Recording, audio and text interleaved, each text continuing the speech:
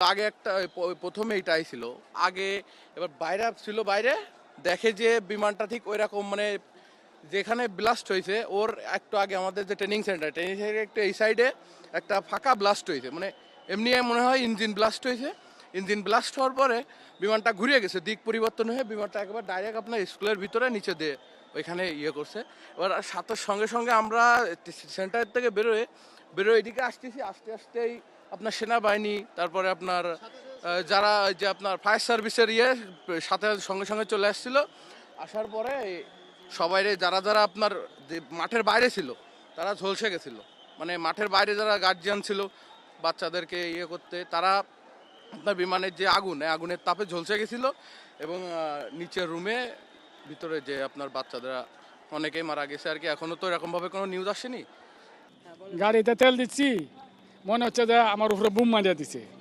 টাকা দেখি মাইলস্টোনে বিমান ভরে গেছে। ছেলে কইতেছে বাবা মাইলস্টোন বিমান ভরে গেছে। তখনই উঠে দৌড় দিলাম, গিয়ে দেখলাম গেটের সামনে আগুন জ্বলতেছে। তা আগুন টাগুন তো নিবানির ব্যবস্থা নাই। আমি বাইরে গ্রিল টিল ভাঙ্গিয়া, আমাদের গ্রিল টিল ভাঙ্গে উপরেতে দুতলাতে লুক বাইর করছি। পরে লাস্ট বাইর করে দিলাম, আমরা খালি নিয়ে যাইতেছে। না ওইটার হিসাব নাই, আমি 8-10 দিছি। হ্যাঁ 8-10 দিছি, আর্মিরা নিয়ে গেছে। পরে আর্মি আয়া তো আমাকে সরাই দিল। আমরা প্লান্ট হয়ে গেলাম, বাড়ির সবাইকে কান্নাকাটি করতেছে। পরে আমি চলে আসছি। আমরা জেটিসি ট্রেনিং সেন্টারে ট্রেনিং করে বাইরে রেস্ট নেওয়ার জন্য আসছি, তখন দেখি কি 2টা বিমান উড়ে আসছে। একটা ফাইটে গেছে, ওই পিছন থেকে ফাটিছে, বহুত উপর দিয়ে যাচ্ছে। পড়তে পড়তে ওই স্কুলের পরে যে পড়ছে, আর একটা চলে গেছে। আমরা এইটুকু দেখছি। পরে দৌড়ে গিয়ে দেখি যে বাচ্চা পোলাপানদের অবস্থা খারাপ, গ্রিল ভাঙ্গে সবাইকে বের করে নিয়ে যাচ্ছে, উদ্ধার করতেছে, এখনো উদ্ধার চলতেছে। জানলাম যে নর্মালি ওদের দিয়াবাড়ি যে ক্যাম্পাসটা আছে মাইলস্টোনের, এখানের উপর কেউ কেউ বলতেছে প্রশিক্ষণ বিমান, কেউ কেউ বলতেছে একটা যুদ্ধ বিমান এসে করতেছে, মানে একটা ক্লাসরুমের উপর পড়েছে। আমার ভিতর থেকে যা তথ্য পেলাম, ক্লাসরুমের মধ্যে স্টুডেন্ট যারা যে অবস্থায় ছিল ওই অবস্থায় নাকি অনেকে একদম ঝলসে গেছে আর কি।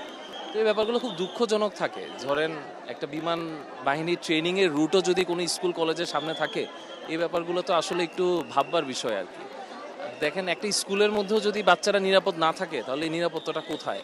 তো আমাদের আসলে এখানে কথা বলার মতো ভাষা নেই। আমরা চাচ্ছি এখানে ভলেন্টিয়ারিং করতে, রোডগুলোকে মোটামুটি ক্লিন রাখতে, যেন রোডের মধ্যে কোনো জ্যাম না হয়। সামনেও আমাদের কয়েকজন ভলেন্টিয়ার্সের মতো আসতে, আবার পানি নিয়ে আমরা আসতেছি। আমরা চেষ্টা করতেছি আর কি মানবিকভাবে যতটুকু করা যায়, কিন্তু আমরা চেষ্টা করতেছি এই প্লেস থেকে দূরে থেকে। হয় কি একটা ঘটনা ঘটলে সবাই উৎসুকভাবে ভিডিও করতে করতে এসেও এই জায়গাগুলোকে খুব বেশি কামজি করে আর কি। আমরা এটা চাচ্ছি না।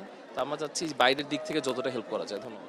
চলে আমাদের আগে ছুটি, আমরা তো কলেজ সেকশন, ওদের হচ্ছে প্রিপারেটরি জুনিয়র হচ্ছে ইংলিশ ভার্সনদের। তো ওদের যখন ছুটি হয়েছে তখন হচ্ছে প্লেনটা ল্যান্ড করার সময় ক্র্যাশ করছে, অনেক নিচেতে যাচ্ছিল বলে ক্র্যাশ করছে। আর তখনই আর কি স্টুডেন্টরা আহত নিহত হয়েছে, এই জন্য তখনই মানে ছুটি হয়েছে আর তখন হচ্ছে ক্র্যাশ করছে প্লেনটা। এটাই হচ্ছে কাহিনী। জুনিয়রদের ছুটি মনে হয় 1টার সময় বা 1:30টার সময় এরকম। আমরা স্যার জেটিসি ট্রেনিং সেন্টারের ছাত্র, আমরা দেখি স্যার আমাদের একজন সহপাঠী স্যার দেখছে যে ভিতরে মনে করেন যে উপর সাইড থেকে প্লেনটা হলো সোজা এই ফলে ঘুরে কাটলে যেরকম যেভাবে আসে ওইভাবে স্যার ক্রাফট করে এই ফলে নিচের মুখ আসছে। আর তারপরে স্যার আমাদের সেন্টারের বিল্ডিংয়ের হয়তো 2-3 তলা কিংবা 1 তলা এরকম উঁচু হবে, ওখানে স্যার ব্লাস্ট হয়েছে। ব্লাস্ট হয়ে সোজা এইভাবে ঘুরে এইভাবে এলো পড়ছে, একেবারে মাইলস্টোনের নিচের বিল্ডিং এ ঢুকে গেছে, ওইভাবে পড়ছে আর কি।